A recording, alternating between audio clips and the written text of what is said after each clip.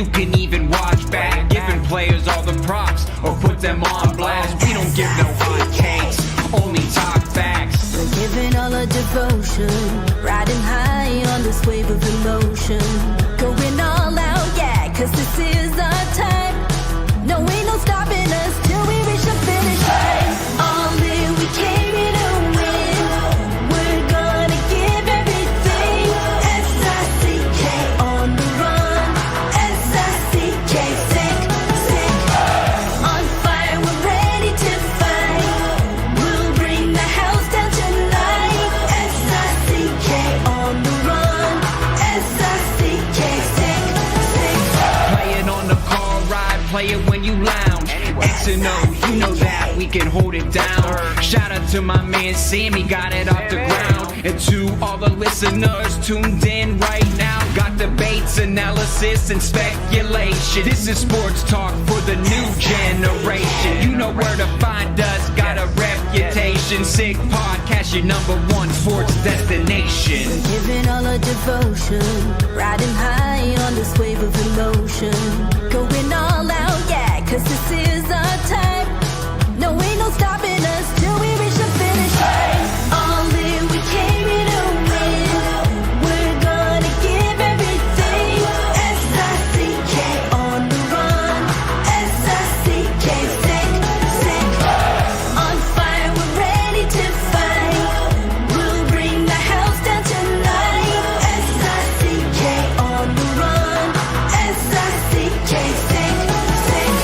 S-I-C-K, it's the sickest podcast. Tune in for the audio, or you can even watch back. Giving players all the props or put them on blast. We don't give no hot takes, only talk back. S-I-C-K, S-I-C-K, S-I-C-K, S-I-C-K, S-I-C-K, S-I-C-K, S-I-C-K. All in, we came here to win. We're gonna give everything. S-I-C-K on the run. S-I-C-K, sick, sick. S-I-C-K, it's the sickest podcast. Tune in for the audio, or you can even watch back. Giving players all the props or put them on blast. We don't give no hot takes, only talk facts. We're giving all our devotion, riding high on this wave of emotion. Going all out, yeah, cause this is our time. No, ain't no stopping us till we reach the finish line. All in, we came here to win. We're gonna give everything. S-I-C-K on the run. S-I-C-K, sick, sick. On fire, we're ready to fight. We'll bring the house down tonight. S-I-C-K on the run. S-I-C-K, sick, sick. Play it on the car ride, play it when you lounge. X and O, you know that we can hold it down. Shout out to my man Sammy, got it off the ground. And to all the listeners tuned in right now, got debates, analysis, and speculation. This is sports talk for the new generation. You know where to find us, got a reputation. Sick podcast, your #1 sports destination. Giving all our devotion, riding high on this wave of emotion. Going all out, yeah, cause this is our time. No, ain't no stopping us till we reach the finish line. All in, we came here to win. We're gonna give everything. S-I-C-K on the run. S-I-C-K, sick, sick. On fire, we're ready to fight. We'll bring the house down tonight. S-I-C-K on the run. S-I-C-K, sick, sick.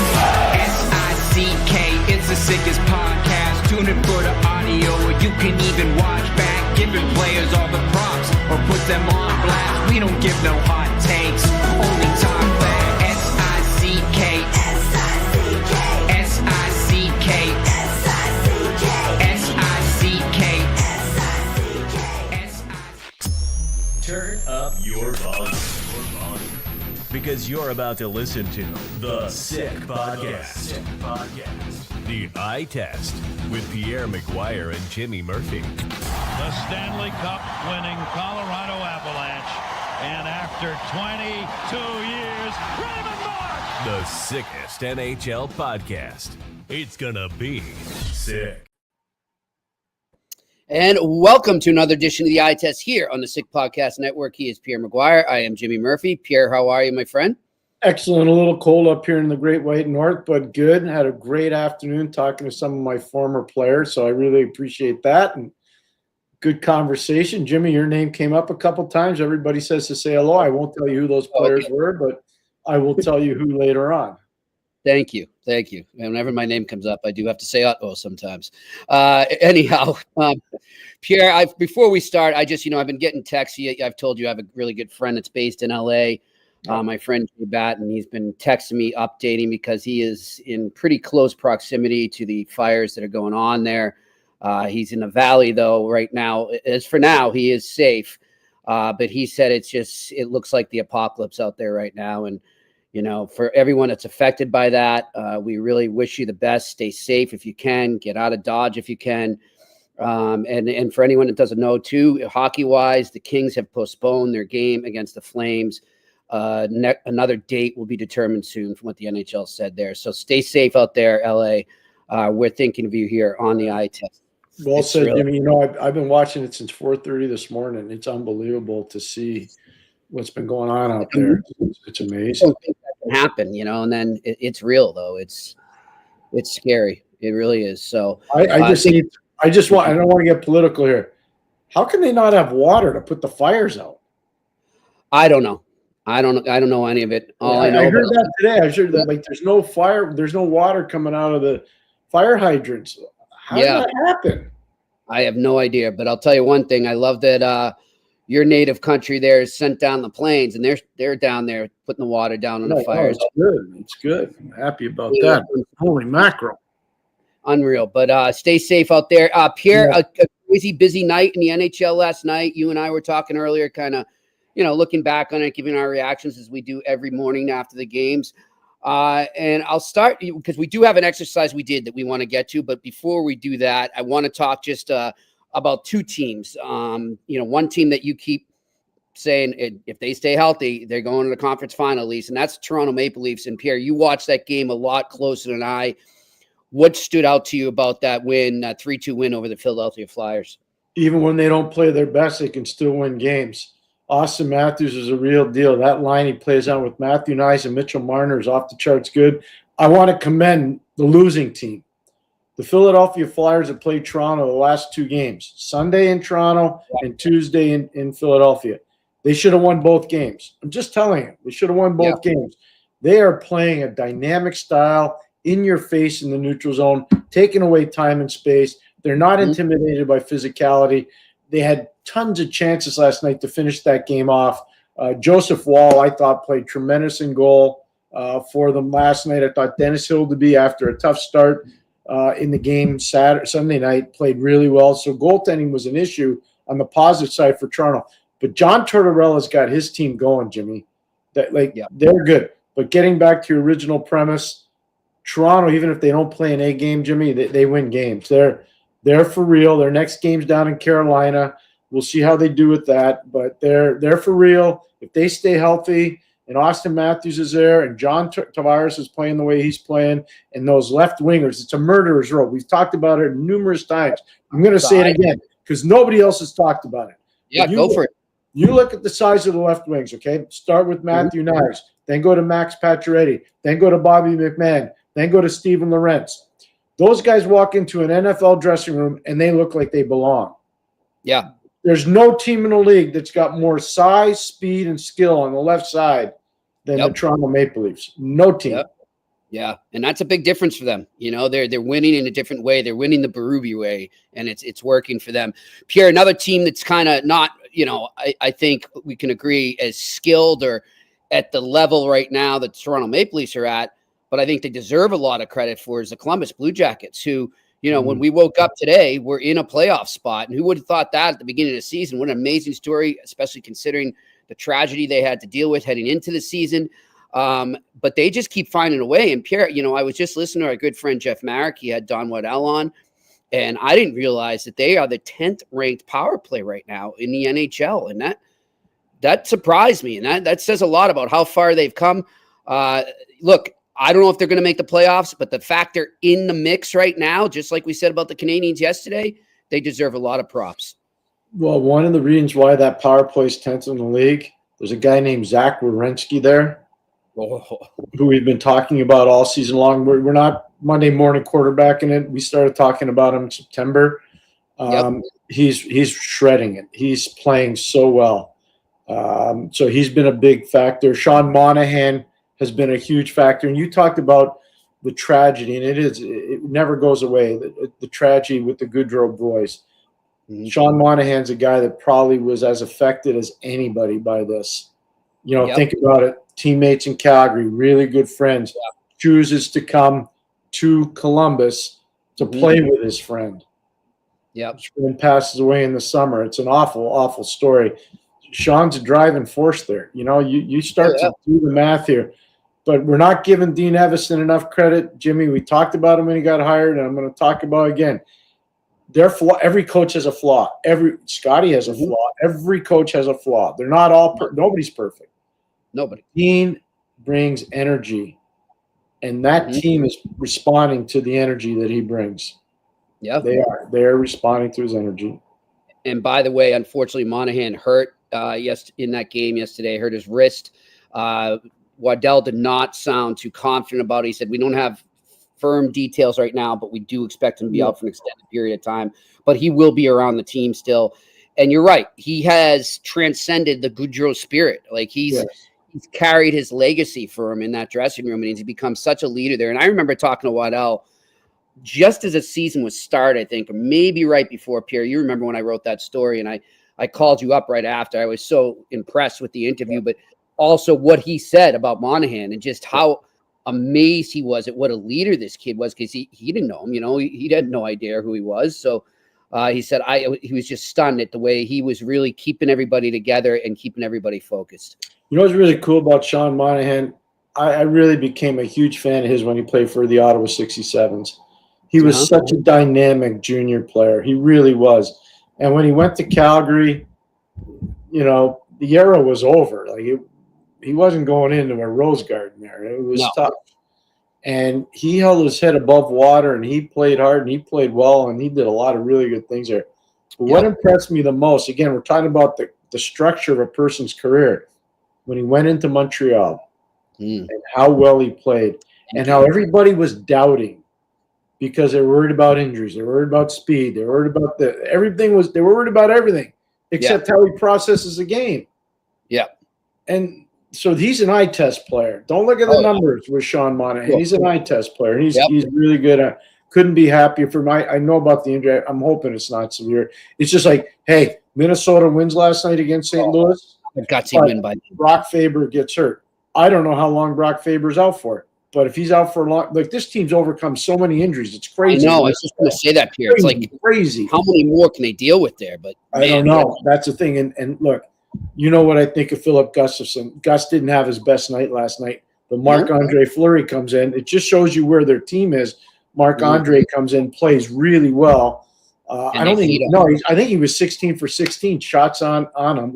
He was. And so there you go. And so they're doing it by committee there. And John, look at Dean Evison was the coach there. They brought in Johnny Hines to replace him.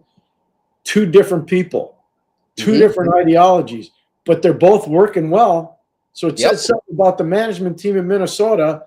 They're picking guys that are making stuff happen.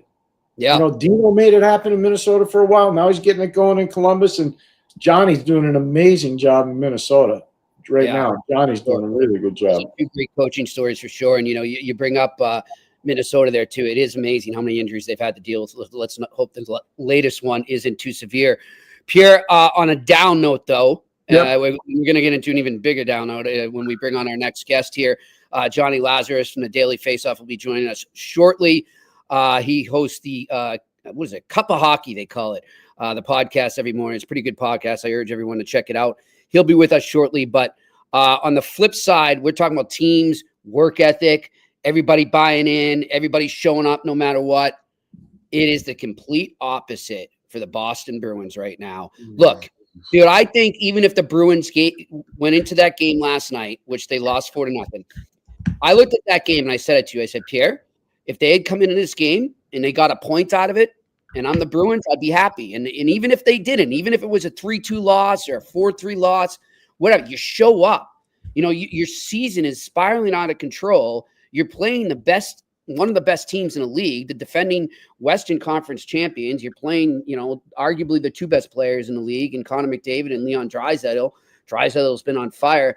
You know, you'd think that they'd be up for this game. And all they did, Pierre, the whole game is sit back. It was like prevent defense. I don't even know if you want to call it that. I don't know what they were doing out there, to be honest. But it was embarrassing. And by the end of the game, Pierre, okay, now remember, the Bruins are on their second coach this season. You can't blame the coach anymore. Well, I think the fans are starting to realize that maybe it wasn't the coach after all, as we've been saying here in the eye test, as they started chanting "Fire Sweeney" for the final few minutes of that game. Now, look, we don't want to see anyone lose their job. We're not cheering this on. But what I'm trying to say is, I think the new coach bump / honeymoon is over there, and that's not a knock on Sacco. I don't think any of this has to do with him. No. Maintain it's the roster, but I think the fans are starting to figure that out. It wasn't a sellout. Okay, they've had 3 games now where they haven't been a sellout this year. And as we said to each other on the phone a few hours ago, there's one owner that's not going to like that, and it's going to want to make change when he sees empty seats. It's Jeremy Jacobs. So it's going to be interesting to see how the rest of this goes right now, especially as we get to the trade deadline, what direction this team goes in. Do they try to say we're still in it, or we're going to try and make the playoffs? Or do they, I'm not going to say blow it up, but do they look and say, you know, we got to reshape for the future? It's going to be very interesting to see what happens with the Bruins. I think the biggest question they have right now is what to do with Brad Marchand. It's the biggest question. Yep. And look, both of us are huge Marchand fans, but I don't know. I'm not him. I don't know what he's feeling right now physically, but he looks to be not the same. He just looks like he's missing a step. He's definitely not missing his heart. It's nothing to do with that. No. So Jimmy, don't say we said that. But he's let me off. just say this: two hip surgeries for anybody's savage. Yep. For him to have that this past summer, not easy. But I tell you one thing, and this is just for all the other hockey people out there that follow it with passion. You pick that guy up and you put him on your roster if you think you got a legitimate chance to win. And let's just say, for the sake of argument, he plays as a third-line left winger. Let's just say he does. Find me a better third-line left winger in the league that's got winning pedigree like he does. Yeah. Yep. If I were Colorado, I'd be sniffing. If I were Toronto, literally just going to say it. I told you how good Toronto is on the left side. Yeah, I'd still be sniffing. I'd be sniffing. The Colorado one, though, makes sense to me because I'm just thinking of the relationship with Nathan McKinnon and the chemistry they have. I'm just telling you. And if they don't get, I don't know if they're getting Landeskog back or not. You know better than me because you're on it. But if they get Landeskog back, it might change a little bit. But I don't know if they're getting him back or not. And if they do get him back, where's he going to be? And what's he going to be at? Yeah. So I'm just saying, one of the guys that really impressed me last night for Boston, I know you're mad at the game, and I watched good portions of it today. I didn't watch it last night. Charlie Coyle. Agreed. That guy cares. That guy cares. I'm glad you brought it up because we do have a clip that I want to play, and I don't know if we have it here, guys. Do we have that clip from Charlie Coyle post-game last night? We'll play that, and then we'll go to our guest. Where do you begin with this one as to what went wrong? They wanted more. It's pretty simple. I think it was kind of a lack of urgency. A lot of things that kind of are embarrassing to say right now. So they just wanted more. Charlie, what's the identity you think right now? It's something that we need to work on. Clearly, we know it's in here. We've seen it. We've shown it. This last little stretch, though, we swayed away from it for whatever reason that is. How do you get back to it? Starts tomorrow. Starts tomorrow in practice. We need a hard practice, and we need to work on execution. We need to work on the way we know how to play, the way we have to play, and we really need to bear down on that. It's kind of simple as that. We just stray away from our game plan, what we do, what makes us a good team, and it bites us in the behind, you know. So we know the way we need to play it. We have to go and do it. When the team goes through a little bit. So there's some accountability right there. We'll get back to Charlie Coyle and the Bruins later, but a team that's also had to have post-game scrums like that nonstop this season is the New York Rangers. And our next guest here on the eye test, Jonny Lazarus, he follows them inside out. He's had some great takes on this brutal season for the New York Rangers. So let's bring Jonny in right now if we have him. How's it going, guys? Thanks for having me. I appreciate it. No problem. We always welcome fellow former UMass Minutemen here, Jonny. Don't you worry. Yeah, it's been a fun year for UMass. Michael Harabel getting a lot of attention in the World Junior, and I'm excited for the second half of the season. For sure. Jonny, as I was just saying, you follow the New York Rangers closely. I see your takes a lot. I see you breaking them down a lot on Twitter and on the Daily Face-Off and on your podcast. They've had a lot of, like I just said, there's been a lot of players having to give those type of post-game scrums there. You were a player too. At what point do the players in the locker room, when it's going like that, kind of look at each other and say, all right, I mean, we can say this all we want. We got to act now. And do you think the Rangers are ever going to be able to act and fulfill the words and fulfill the promises that they've made in all those post-game scrums? Or is this season a wash? Well, it's tough to compare my playing experience to the NHL, and Pierre will probably remember this. My freshman year at UMass, we lost like 17 games in a row. We came back for the second half of the season, and we won our first game back after Christmas break, and we lost every single game after that. So we looked ourselves in the mirror, and the coaching staff looked at us, and it got to a point where we knew the answer wasn't in the room, and the coaches knew the answer wasn't in the room. And that spring, I think 7 or 8 guys got cut. We brought in a freshman class of 13 players and changed the entire program around.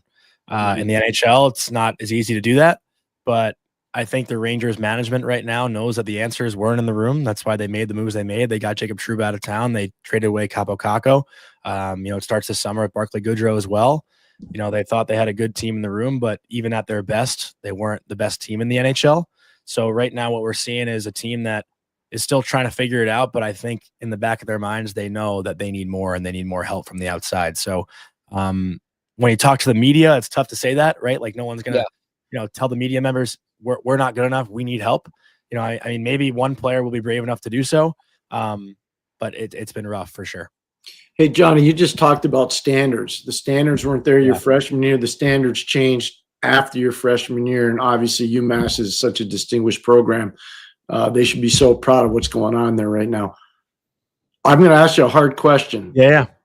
I'm going to ask you this is a hard one. Hit me. Get ready. Buckle up. Yeah.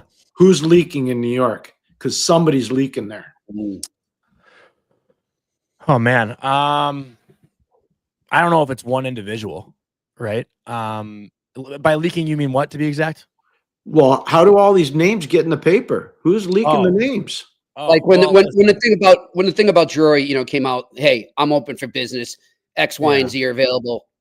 How does that get? Hall of Fame writer in the New York Post and Larry Brooks. I mean, he has his relationships, and I think there's a common theme that everything that leaks comes from Larry, right? So Larry has his connections in the room. I don't know who that is. I don't know Larry's relationships, but there seems to be a common thread where any rumor that's out there comes from Hall of Fame writer Larry Brooks, the New York Post, and he has relationships with Chris Drury, with Dolan. He knows everybody in the Rangers organization. He's been around for decades. This isn't on Larry, by the way. No, of course not. He's got a job to do. He's got a job. Yeah. But I'm talking about standards. I've been in the league 35 years. I've never seen any group leak more than these guys. Are you saying as far as players go too? Like I don't think. No. I'm talking about all the intel that's out there. I've never seen anything like this. And the player, and it because you're around the team. Players don't like some of that stuff. No, definitely not. But sometimes players also. They do hear stuff that's false, and then they reach out and, they want to debunk reports that are out there. Like there was a report a couple weeks ago about the Rangers had a player-only meeting to rag on Chris Drury. That was not true, and a player reached out to Colby and said, make sure this report's false. And that never happens, right? There's never a players-only meeting to talk about a GM. Like that's I've never. I said that on the trust. This is insane. Right here. Yeah. I said it right away. I'm like, they don't even. That's never coming up. Yeah. So, and listen, like we all three of us know the players might say they don't see stuff, but we all know they hear stuff and they see stuff. And, maybe they don't try to pay close attention to it, but it gets back to them. And listen, I don't know if there's a player leaking stuff, but there's clearly some sort of disconnect between management, coaching, and players. There's no connection between all three. And that speaks to why I asked the question, because the standards, if the best teams, Johnny, and there's a distinguished chain of command. The owner owns, the manager manage, the coaches coach, the trainers train, the scouts scout, and the players play. Yeah. And right now, that's not happening there. Yeah. And to that point, Pierre, I spoke to the Dallas Stars players yesterday, Wyatt Johnson and Jake Ottinger, and they spoke incredibly highly of their relationship with Jim Nill. And Dallas is probably the organization right now that's the best at developing young players, with guys like Maverick Bourque, Logan Stankoven, Wyatt Johnson being the prime example. And don't forget Rich Kovian from Northeastern. You're just avoiding him on purpose. I know. Well, he played his first game the other day. First game. I know. Don't worry, I follow along. Was it Justin or Dylan? Justin. No, Justin's here. It's Dylan. Dylan. That was not a purpose. I'm joking. But yeah, listen, when you look at these teams and how they develop young guys and the relationships from coaching staff to management, I think Dallas might be the prime example right now. They're right up there. I'm glad you brought him on, because Johnny, that's a huge take, and it's true. And you know why Jimmy Nill does that? Because he had a kid that played, and he's been on as a scout. He's been at the lowest levels of management, and he's worked his way up. He's been on Stanley Cup winning teams. Detroit was the perfect example. Chain of command. Ilitch is owned. Jimmy Devellano presided. Scotty Bowman and Kenny Holland managed and coached. Scouts scouted. And the players played. And look at what they did. Look at what they did. For sure. When you see the team and what guys like Chris Kreider, who's been there, he wears that emblem on his sleeve no matter what. He's true a Ranger. I don't know if you've talked to him this year or not, or if you've been able to kind of get his gauge on what's going on, but what do you think it's like for him, just because of how much this team means to him? Yeah. I haven't spoken to Kreider one-on-one. Most of the stuff with Kreider and me personally is scrum stuff. So I don't have a great relationship with him, let's say one-on-one. But I imagine, he's been here since 2012, fresh off a national championship, has been to 3 or 4 conference final, a Stanley Cup final, and has been here for a lot of highs and a couple of lows, but not many lows. But he's an older guy. He understands it's a business. I don't know if he has been through as cutthroat of a season like this so far when it comes to doing business. But when you're in one organization for 12 plus years, you see a lot of people come in and go out. So if you talk to him, I'm sure he'd say, listen, it's not how everyone wanted it to go, especially after a year like last year. But at the end of the day, management feels that this team isn't good enough and they have to do their job and put together a team that they think will be good enough. I think that's the bottom line, right?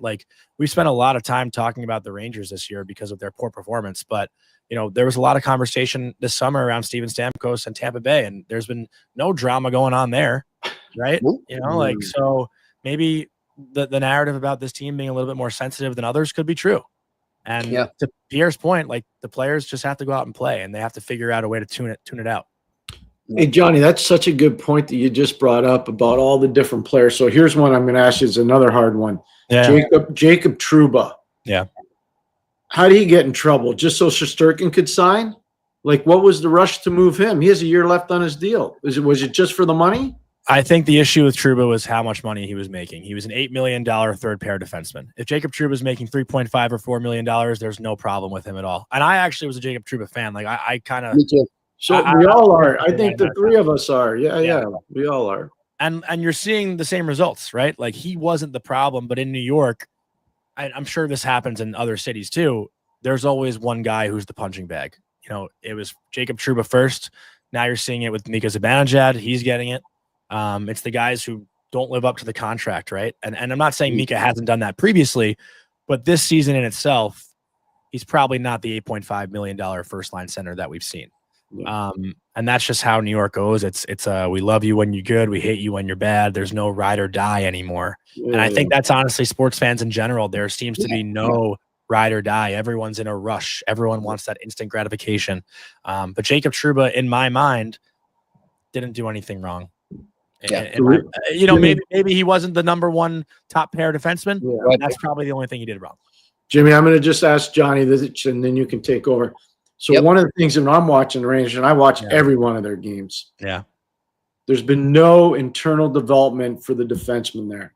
Nobody's gotten better. Last year's defense, when they finished the season, they were good. They were responsible. They were a good defense. Nobody's gotten better this year. Not one player. Yeah. Like, you tell me Braden Schneider's better than he was a year ago? No. Keandre Miller better than he was a year ago? Worse. Okay. Adam Fox better than he was a year ago? No. Ryan Lindgren better than he was a year ago? Worse. What happened? Like, they can't all have the flu the same day. What happened? I really wish I had the answer, Pierre. That's been something I've been scratching my head at all year. The only thing I can think about this year's team versus last year's team, they've gone away from the 1-3-1 in the neutral zone that Peter Laviolette was, very fond on. And that's a word, right? Very fond on. It sounded weird coming out of my mouth. But when you talk about the Rangers in years past, they've been so offensively gifted that they've been able to cycle and create pressure in the offensive zone and build off that their defense weren't constantly getting hounded in. The team we've seen over the past 20 games, they're maybe spending 15 to 20 seconds in the offensive zone and getting one chance, and then it's going the other way. There are a lot of one and dones. One and done. Yeah. And the D, they don't have a lot of good puck moving defensemen. You saw it last night with Keandre that played on the tying goal. I mean, we ranted about it this morning, but they're sitting a guy like Zach Jones, who's a good puck moving defenseman, but maybe you just like him because he's UMass. You just like him because he's UMass. He's a buddy of mine. I got to defend him. I know, it's okay. It's okay. And listen, he's probably not a top 4 defenseman in the NHL, but you're telling me the guys that are playing over him right now are doing such a stand-up job? No, that's why I'm asking you the question, because I'm a big Phil Housley guy. I think Phil was I know he was a really good player. He's a Hall of Famer, and he's been a good coach for a long time. What's going on there with internal development, though? I'm telling you, the teams that are getting better in this league, all their guys are getting better during the year. I don't see the Ranger players getting better. I don't know what that's about. You wonder if it goes back to what Pierce said here. The theme he had is, let the coaches coach, managers manage. Is there something coming down from above that told them to change their structure or system, or how they, what players they roll out there? Who knows? But it's a phenomenon to see a whole defense like that regress the way they have. And the whole team. The whole team. But I mean, I want to look, specifically on that D is Miller, man, because you look at him and he's got all the tools, the size, the skill, whatever you. And it's just like, boom, it's gone. Like, it's so frustrating. Why? I can't imagine what he's going through. But I want to ask you, Johnny, do you think he finishes the season here? It's a tough question. That's hard. That's a hard one. Yeah, because I think the upside is still there and the potential is still there. This is still a really young player we're talking about. Right. And I hope they don't give up on him. Yeah. And the value isn't high right now. Yeah. So if you're trading him, like, what are you getting in return? That's what I tell Bruins fans with Trent Frederick right now. It's like, they're like, oh, trade Frederick. Trade. Like, well, what do you get? Why are you doing that? The same thing happened with Capo Caco. Like, the value is not high, So you can't I think he finishes the year as a Ranger. I do. Yeah. And then they reevaluate. But he's probably going to ask for 5. He might ask for 5. And I don't think they're going to want to give it to him. I don't know if they should right now. Yeah. I don't know. Yeah. Yeah, I can't speak to that. Let's stop picking on the Rangers and get some good positive stuff. Please. Michael Peck has done an amazing job with their faceoffs. Yeah. Unbelievable job with their faceoffs. You're there. You know the team. I've known Michael a long time. I tried to trade for him when I was with a team in the NHL.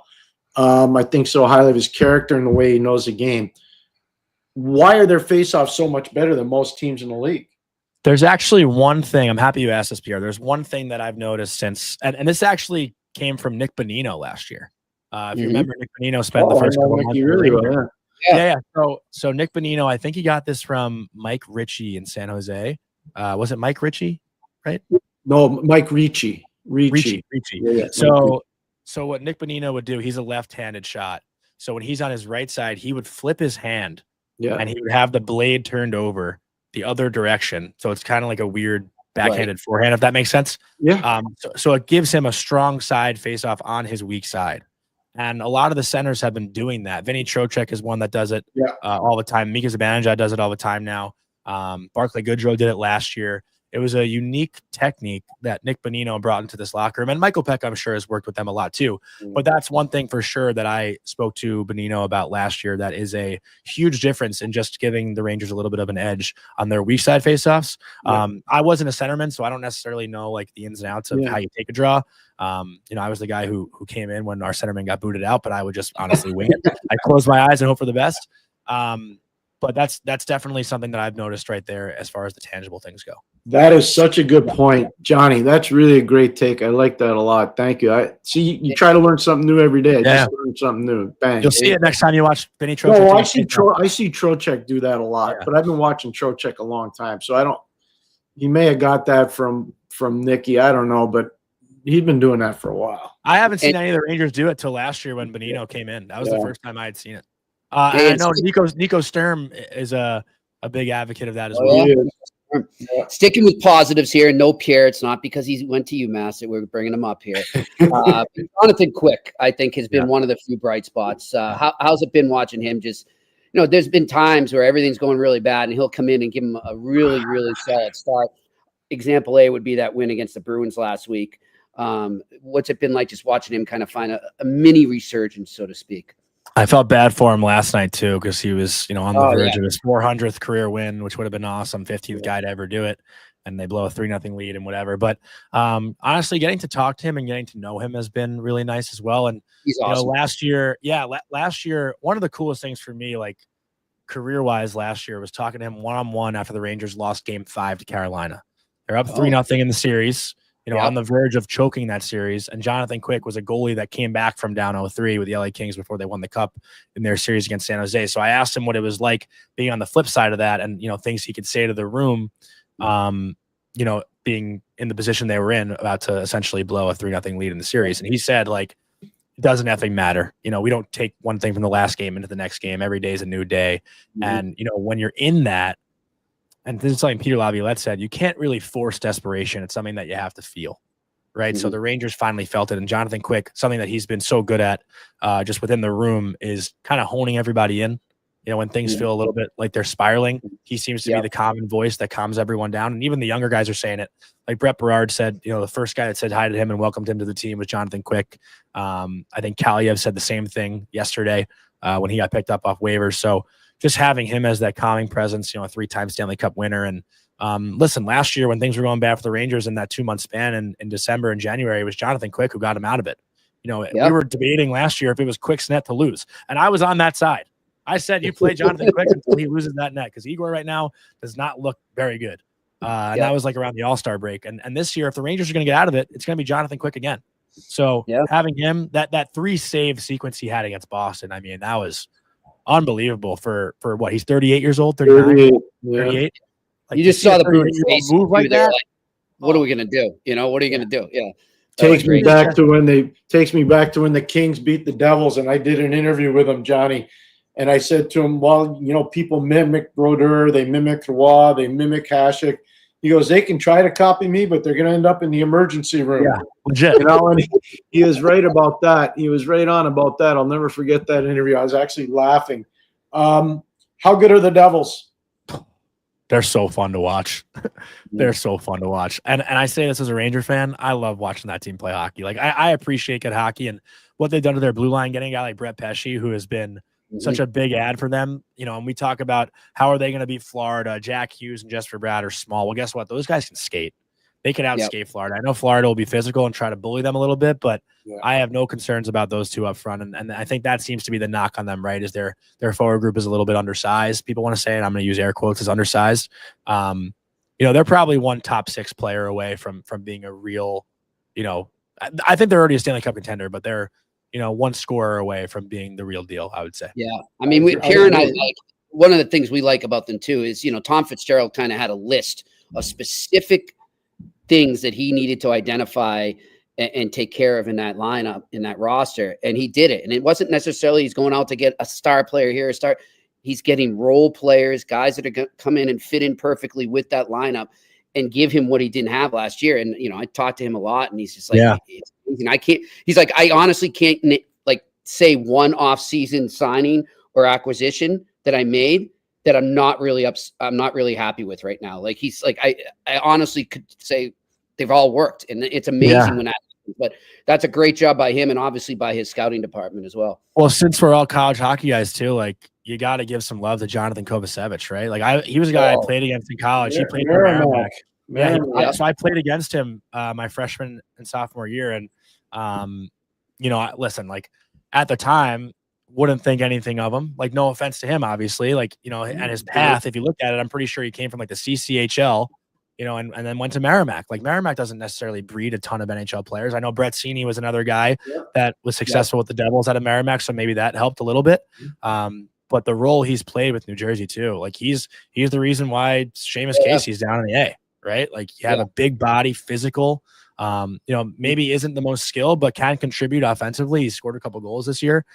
He's really stepped up, I think, on the blue line for New Jersey, and has been a really big surprise in the NHL this year that probably isn't getting much national love that he deserves. Yeah, it doesn't hurt. Tommy Fitzgerald hangs out at Merrimack almost every weekend watching games. That's okay. Philadelphia, Mass. Yep. You might know a few of those players. Yep. There you go. Well, listen, Johnny, we appreciate you taking the time joining us here. That was awesome, man. Johnny, that was so good. Thank you. Thank you, guys. So this is really cool to be on with you. I appreciate it. Oh, it's our pleasure. Johnny. I'll be in touch with you, Johnny, but thank you. Thanks a lot. We owe you some Antonios, okay? Some Antonios. I'm never going back there. I'm going to be there on Saturday night. I'll be thinking of you. Yeah. All right. Big one for you, good. Huh? That's a big one for you. They're all big. No, but Northeastern. I know. They're all big. Back-to-back game set. Yeah. Don't play favorites, all right? Johnny, I'm actually taking my 13-year-old daughter her first college hockey game on Friday, the Northeastern UMass. Yeah, so she's pretty psyched. Wow. I told her, though, we're sitting with the McGuire, so we have to keep the UMass level down, but we'll be polite. Don't worry. That's awesome. That'll be a fun game. Patty can hang out with me. You can't. Just go say hi to Penner. Penner will give her a gift or something. I'm sure I'll text Penner. Sounds good. He's the best. Thanks, Johnny. Yeah, thanks, guys. Have a great day, right? Jonny Lazarus joining us here from the Daily Faceoff and Morning Cup of Hockey. He's a good guy, man. I like him. It's good to have him on. And yeah, talking about the Devils there, though, Pierre, we've said it a couple times, but it's amazing when you make that many signings, like I said, and they all work out. They're all panning out for the Devils. So Fitz is going to be really. What about the coach too? The coach too. Great point. Yeah. It's hard to bring in all these different guys, and then you change the coach too. It's not that easy. Yeah. Speaking of coaches and kind of staying with the Devils a little, in the last few days after USA won their back-to-back gold, everybody's talking obviously about Carl and will he stay or will he go for an NHL job? And it's obviously going to be there if he wants it. But there were some reports that he actually had spoken to the Devils in the offseason about their open job before that. And I've heard the same thing. But when you're a coach like that, I want to ask you this. I forgot to ask you this yesterday on the show. So you're a coach coming out of college, and you look at a team like, let's say, the Devils versus the Sharks. Because the Sharks are in a rebuild, reset, whatever you want to call it, and much younger, and looking towards a future and have a foundation of youth, as opposed to a Devils team that's trying to take it to the next step and, get to the next level in the playoffs and has more veterans. Do you think it's a better fit for him in a place like San Jose? I'm not saying we know he's going to San Jose. I'm not trying to start rumors, but you get what I'm saying. Is he a better fit with a younger on the rise team or with a team that's pushing to win? I think it depends on the relationship that he forges in the interview process with the general manager. Okay. And I'm saying this in general, not just with No. Look at Ryan Rosofsky's doing a really good job in San Jose. Like Mike Greer hired a guy that he likes, and this is to my point.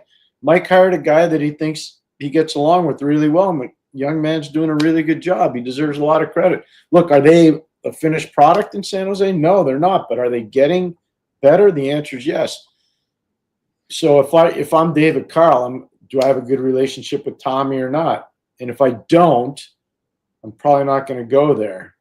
Mm-hmm. You know, because you can get undercut pretty fast. Yeah. Yeah. You can. Sure. So you got to be the relationship with the manager is really important. When you leave, like when you leave a job like he has, he's a blue blood job, like at Denver. DU's a blue blood program. Yeah. They're going to be always in the NCAA tournament. They're always going to be at the top. Magnus, which is the arena they play in, is going to be sold out almost every game. I mean, it's an entity unto itself. It's a phenomenal program. Mm-hmm. So you got to be really smart if you were to leave, that your relationship with whomever's hiring you is good enough that it can withstand some turbulence. Gotcha. So it'll be interesting to see what happens with him in the off season. It is such a great job he has up here. I mean, if he wanted, he could stay there another 10 years probably. So, yeah, but he doesn't have to leave. I mean, he could stay. I've talked to a lot of coaches that have, like, I'll tell you right now, if you were to say to me, give me 3 names of college coaches right now that you think could coach in the NHL tomorrow. Mm-hmm. David Carl would be one. Greg Carvel at UMass would be another. He's already coached in the NHL. Rand Pecknold at Quinnipiac could coach in the NHL. Nate Lehman. So I'm going to give you 4 right off the top that I think 4 guys that could go coach in the NHL right now. Wow. And they're more. There's some guys that don't want to get them in trouble with their ADs. Right. But you know what? But those look are here. 4 that I could tell you could coach right now in the NHL. And those 4 that you just listed have already had opportunities and they stayed. And that just shows you how great it is to be a college coach when you're with the right program. So one of the things about college hockey that people forget is there's a thing called tuition remission. So the schools pay for, if you have children and they go to different schools, there's a trade-off. So you don't have to pay tuition. That's number 1. Number 2, the TIAA CREF accounts, the retirement plans for these schools are unbelievable. They're way better than what NHL coaches get. They're way better. Just trust me on that. And if you're working at a state school like Greg Carvel is, once you put in a full 10 years in the Massachusetts, and now every state's different, but 10 years in the Massachusetts state program, your pension for life is 80% of your top 3 earning years. Wow. So like there's so many people it's not their job to know this. Yeah. But there's a lot of stuff, you know, people say, well, why didn't he leave? Or why didn't he? People always say, why doesn't Dale Hunter leave the London Knights? I got 20 million reasons why he's not going to leave the London Knights. Because he's the owner of the team.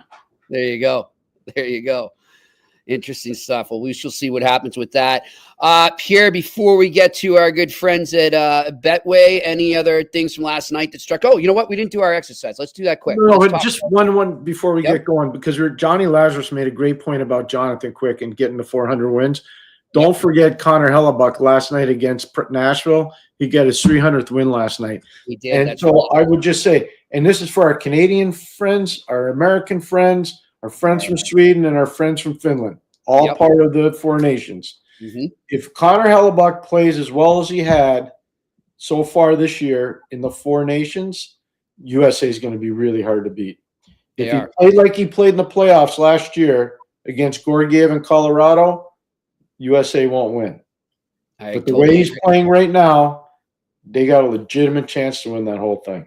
Yeah, and I think it was him. I saw Pierre that when he went out, he got the player of the game, you know, so he has to go out and do that little lap and give his and he got on the mic and started talking to the crowd and bringing them in, you know, and thanking them and saying, you're part of this too. And he got back in the dressing room and the reporters are out, you know, what made you do that? And he goes, you know what? I think sometimes we don't let the fans know that they are the 7th man, that they are the part of this team, and they help so much. And we want them to know how much they embrace us. And I was thinking, watch it. Now that's, you know, anyone can say that anywhere, but when you're in a small city like Winnipeg, Pierre, and that's, you know, that's the end all be all is the Jets. I know that I'm not taking anything away from the Blue Bombers, but that's the end all be all. Mm-hmm. That means a whole lot more, right? I mean, doesn't it? Because that's a relationship you want to have when you're in a smaller market like that. And the fans really feel like they're part of the fabric of the city there, the team. Jimmy, I can't say that any better than what you just said. That's so perfect. I really mean love that. it. I thought it was great. He's a kid from Northern Michigan. He's a kid that went to UMass Lowell. He earned his way into the National Hockey League. He's done some amazing things. The only thing I'd say is that he's going to have to establish himself in a high-profile event, whether it's the Four Nations, whether it's the playoffs. Or the Has to Olympics. be a stat that for him. Yep. Everything else is aces. 300 wins. Congratulations, Connor. Character guy too. He deserves it. Yeah. And Pierre, I don't know. Do we want to get any exercise or save it for tomorrow? Since we're already kind of. But it's I don't want to miss any. How are we doing on the questions? I'm worried about the Q&A. Do we have a lot of questions or no? Yeah, we do. So let's get. I don't want to shortchange anybody. I want to get to everybody. So okay. We do. Right. So we'll do that tomorrow because I do think it's interesting what Pierre and I broke down about some teams and just the longevity of losing. So these are we're not analytic geeks, Jimmy and I, but some of these numbers, and they're not analytic numbers. These are numbers that I used when I was coaching. Yep. When we do this exercise with you tomorrow, you're going to be like, holy mackerel. Yeah. This is scary. You're going to be wondering. You're going to be wondering. Yep. It's really interesting when you break it down the way we did. All right. Let's, by the way, you mentioned the Four Nations there. As you will see there on the screen now, we got the logos of the McLean's Public House up on 1320 Peel Street and obviously West End Johnny's at 138 Portland Street in Boston. Those are the two locations we'll be at when the Four Nations face-offs are in Montreal and Boston. And also we will be at West End Johnny's for both Mondays of the Bean Pot before the game. So as we get closer and we have more guests confirmed, we'll let you know, but really looking forward to that. We're looking to bring on some sponsors too. Talking to some pretty good ones right now. So when they are confirmed, I will let everybody know. But if you're out there and you want to jump on in, get in touch with me on Twitter at Murphy's Law 74. Follow me and then ask me to follow you back. And then we can DM and we'll figure it out that way. And you know what? Even if it's not for sponsorship and you just want to talk hockey, I love when the people that we have here in our Q&A community reach out to me on Twitter, which they do, Pierre. I love it. I love you send them to me. Yeah, I love when you guys do that, so keep it up. I appreciate it. All right, let's get to our sponsor, Betway, right now. As we tell you all the time, they've got this amazing special going right now. Even if you lose your first bet, if you become a new member right now, even if you lose on your first bet, you'll be given $200 free credit. That's a pretty amazing deal. So you're getting paid to lose. Think about that. Man, if I was getting paid to lose all my life, I'd be a millionaire. So bet the beauties with Betway and join the action. You can go over right there to that QR code in front of you on the screen right now next to that awesome hockey jersey and sign up that way, or you can go to the website in the details section. Remember, you must be 18 plus. You also cannot do this offer right now in Ontario. Also, it is only for newcomers. It's only for if you're just signing up and you're a new customer. Those are the only ways you can do it. And remember, always bet responsibly. Let's go to the sick pick of the day, which had to be altered, unfortunately, because of the postponement in Los Angeles with the Flames. But I still have one for you. So let's go to that sick pick of the day. It's time for Sick Picks. Brought to you by Betway. Hey, I'm going to keep it short and sweet here. We got 3 games now, as I just said, because one was postponed. The Flames and the Kings will be played at another date. So you got the Canucks Capitals at 7:30. Another 7:30 start is the Avalanche at the Blackhawks. And then the late game is the Panthers in Utah. I'm going to go with that middle game there that I mentioned, the Avalanche and the Blackhawks. I'm liking the Avalanche a lot in this game. As we will discuss tomorrow in that exercise that we did earlier, the Blackhawks are one of the teams we're kind of looking at and talking about. They're just not heading in the right direction right now. It is what it is. And I like the Avalanche to go into Chicago and win on the puck line. You can still get that with plus value, but it's going down fast. When I opened my computer this morning, it was plus 130. It's only a plus 105. So if you want to get at least even money on your bet and take the Avalanche at minus 1.5, get over to Betway as soon as possible and sign up and make that bet. All right, what do we got in the Q&A? Alex Evanowski, what's up, Alex? Marco Rossi is a name I keep hearing being mentioned in trade rumors. I've not heard that, Alex. Seems like he's such a perfect fit for the Wild, a young, talented center. Why would they think about trading him? Alex, I'm pretty much 99% confident I can say right now, based on conversations on the record and off that I've had with Bill Guerin, they're not interested in trading unless it's a knock your socks off or deal. Yeah, I like to think that we're pretty plugged into Minnesota. I haven't heard that, so I don't know where Alex got that. Probably but teams in them that try to get that out there and create that. No, I mean, Doesn't mean it won't happen, but I had never heard it. So I'll just let you that. And yeah, he's having a hell of a season. And he's really one of the things Billy told me too, Alex, is how much he's helped even the lineup out, and helped other players fall into the spots they need to be in. All right, next question. Murray McDonald, what's up, Murray? Pierre, who makes the big club from Laval to the Habs next year? What kind of progression do you see happening in Laval in terms of our players? Love the development that's going on in Laval right now. I think Pascal Vincent and his staff have done a great job. If you were to ask me, I think Owen Beck will be part of the Montreal Canadiens next year. I think Logan Mailloux will be part of the Montreal Canadiens next year. I think Joshua Roy is going to have an opportunity to be part of it. And a lot of it depends what happens with Demidov and what happens with Michael Hayes. One thing I did want to add too, by the way, Demidov's name is out there a ton, and I've been tracking a lot, as much as I try to check all the leagues, I've been tracking a lot of what's going on in Russia the last little while. There's a perception out there that they're still playing on big ice in the KHL. It's not true. Glad you brought it's this not up. true. They're playing on NHL. So the adjustment period for younger players coming over is not nearly as large as it used to be because they are playing on smaller ice. They're playing on 200 by 85. So just so people know that. And that's an advantage for a player like Demidov. I got that from an NHL scout who doesn't want to be named. That's fine. Who goes over there a fair bit. And he was great. The way he announced it was awesome because I don't think there's a lot of people out there that actually know that. Yeah. And so now we're putting it out there. All right. Next question. What do we got? Anything, guys? Yeah, there we go. Bert L. Question. When head coaches are looking at job openings for teams like Chicago, what things are they considering before taking the job? Or will coaches just take a job because of the lack of openings? Depends where you are in the food. Yeah, it's a good question. Depends where you are in the food chain. A guy like Joel Quenneville, I think he can take his time and pick his spot. A guy like Scotty Bowman could always pick his spot.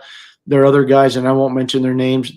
They got to take jobs. They just have to. So especially head jobs. Assistant jobs are a little bit different. There's some assistants that can be more selective when they go more selective than maybe some head coaches can be. But like a guy that I work with, Barry Smith, but nobody won more Stanley Cups in the 1990s than Barry Smith did. Nobody did. He won two in Pittsburgh and in Detroit. So nobody won more cups than him in the 1990s. It's amazing as a coach. So he could be a little more selective of where he would go as an assistant. He knew he wasn't getting a head job. So it's all a little different. But one of the things and I learned this over time, whenever you leave a team, you need to have an amazing relationship with the GM. And it would really help if you had a very communicative relationship with the owner. Doesn't mean you're meddling in the owner's business, but you need to be able to speak to the owner when he wants to speak to you. And some managers don't let that happen. And I think that's something that's flawed. It's fundamentally flawed because when it's all said and done, the GM's going to fire you, but more times than not, he's going to fire you because the owner told him to. And if you don't have a relationship with the owner, it's no good. It's no good.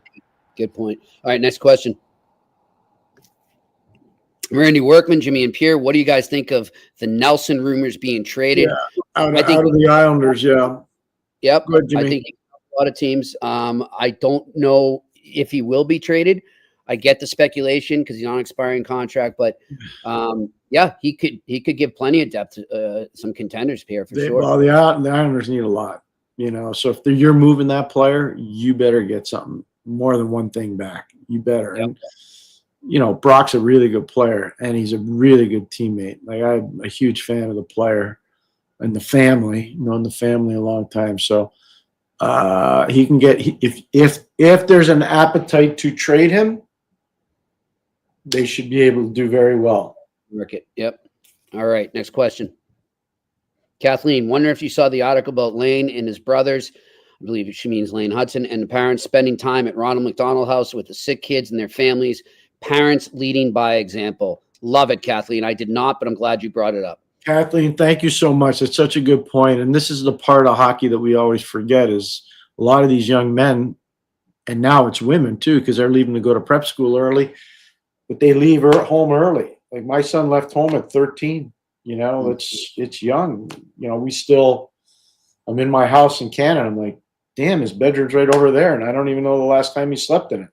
You know, it's hard. But hockey's different than all the other sports. Kids leave early. You know, it's just the way it is. But that's parents doing a good job. The first time I heard about the Hudson family, by the way, was from Scotty Bowman, who had watched the boys play in a situation that was involving the Chicago Mission.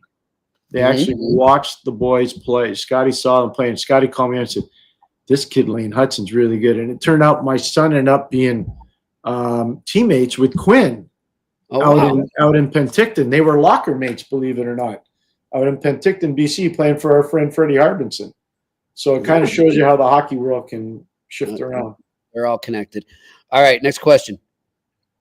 Jason Logan, what's up, Jay? Hey, gents, do you think when Carolina won the cup, do you think it helped the coach know how to play without a red line? I'm not knocking the team they have. It's a good team. Well, I said that many times, Jason. So Peter Laviolette was a coach. He played at Westfield State, which played without a red line back in the day, and that was a Division III school. It wasn't a Division I school. And Peter understood those concepts, and he was, I think at the time, in 2006, you'd have to look it up, Jimmy, but I think he's the only guy that had been college trained that was a head coach in the NHL at that time. Wow, I will look that up. I think he was. So I think that made a huge difference. And I won't give you the coaches' names, but there were a lot of coaches saying, I'll draw up all these schemes to shut down that stretch pass, and I'll do this. And I'm like, oh, no, you won't, because you've never had to defend against it. Yep. And I told one of the guys who kept saying it, I'm like, you better be careful, dude, because I'm telling you right now, if he figures this out, you're going to get lit up like a Roman candle. And he did. And he did. Hey, speaking of D3 hockey, we're going to bring on a coach who did not lose in the calendar year of 2024, and that's our head coach, Mark Taylor, will be joining us on Campus Friday this week. So you want to tune in for that at 4:00 Eastern on Friday. Pierre knows him well, and looking forward to talking to Coach Taylor on Campus Friday. All right, next question. Postnet on 130. Pro sports competition for fans in New York City between football, basketball, baseball, soccer, hockey, tennis, and women's sports must be tough. Disposable income in New York City is tough to find unless you got a lot of corporate seats. It's really hard. So what people don't realize, and I will tell you, because like my son, I left home early too to go to school in a different part of where the world compared to where my family lived. Bergen County, New Jersey is one of the wealthiest counties in the United States of America. The New Jersey Devils used to play right next to Bergen County, New Jersey, in Hudson County. Now they play down in Newark. So most of the fans in Bergen County at the time were Ranger fans. So the Devils have had to work hard to cultivate this relationship to get those fans. Why the Islanders were a hit right away is because they were on Long Island. Yep. And the people wanted something for themselves. They wanted something that was theirs, not just the Mets and not just the Jets. They wanted something that was theirs. And Islander fans, I think, are unbelievable. And I think Devils fans are really getting there now. So now you're seeing it. But, yeah, he's right. That's a great point. I mean, disposable income in that area, it's because there's so many teams. It's hard. It's really hard. And I'll say just on the term of tickets and being expensive, I saw some woman, Pierre, and I looked it up, and she wasn't lying. She's a longtime season ticket holder to the Red Wings, and her seats went from, she said, $10,000 a year to 18 in 1 year. That's what she's going to have to pay next year. And she said, I can't do it. I just can't. No, it's really tough. It's out of control. It is. They're going to have to figure something out. They have to. Because it can't go on that way with the way the climate is right now. And we talk about the Canadian dollar all the time, too. I mean, they got to figure it out. All right, next question. Murray McDonald. Daniel Sprong is on waivers. Do you see a fit for the Habs to make a claim in case of Dvorak or Armia are traded, maybe even Jake Evans? One quick thing. Didn't Sprong play out in the West Island for a while, Pierre? Yeah, he's a kid from the Netherlands, but he's a Montreal guy. Yeah. I don't know, Murray. Daniel's been kicked around a lot. if he's not scoring, he's not helping you win. Is he a scorer? Yeah, he was a really good scorer, but he's moved a lot. You could track it. He's been in a lot of different situations. I would probably not do that. I'd keep it in-house. I wouldn't want to break the spirit of Joshua Waugh. I wouldn't want to break the spirit of Owen Beck. I wouldn't want to break the spirit of my guys coming through the organization. So I probably would not pick that player up. All right, next question. Alex Emanowski, as a native Ohioan, I've got the Jackets fever. Feels different. The young core seems special. Werenski should be the front runner for the Norris. Voronkov and Marchenko are real. Good times coming. Yep.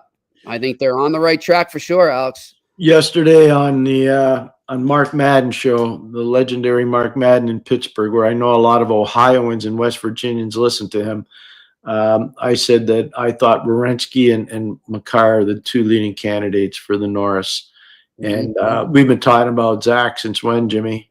Start of the year, before the year? Yep. So since the summer, I know that. So yeah. And I was watching some of that broadcast last night, and it was like they were just saying, man, Columbus is in such a great direction here. And in a few years, they could be a playoff contender, Pierre. Well, I know they're in a spot right now, but you know what I mean? Like a regular perennial contender. Yeah. And go ahead. And the announcer said, yeah, and what stinks is that the team that they have this perfect rivalry with, the Penguins, might be going the other way just as they become that, So it was interesting. He said, because they've been waiting for that to really be a competitive, fierce rivalry. Now they've had fierce games, but usually it's the Penguins that have been on top. So in the middle of February, I'll be doing our show remotely from Pittsburgh, from Mario Lemieux's fantasy camp, where I've been asked to go back again. And I was talking to some of my old players that are part of those teams, and they come to that camp. And one of the cool things about the camp this year, it starts on Friday, and the Penguins play 2 home games, Saturday and Sunday. And we get to go to those games. And that's going to be an interesting time because it's right after the end of the Four Nations, and it's just before the trade deadline. So we're going to have mucho intel just from that part of the world for the Sick podcast and for the eye test. Sounds good. All right, next question. Randy Workman, if you're the GM of the Isles, do you inquire on Fowler and Gibson? Which Fowler? Jacob Fowler? You're not getting traded. I think he's talking about Cam. But Cam Fowler, no. He already got moved. In St. Louis. Yeah, he's in St. Louis. St. Louis. He's not going anywhere. And what about Gibson? No. No, I would not. No. And if you're asking about Jacob Fowler, not a chance. Yeah, Montreal's not trading. Not happening. But if you're asking about the other Fowler, I think they like him in St. Louis. And if I'm the Islanders, I'm looking ahead to the future right now. All right, next question.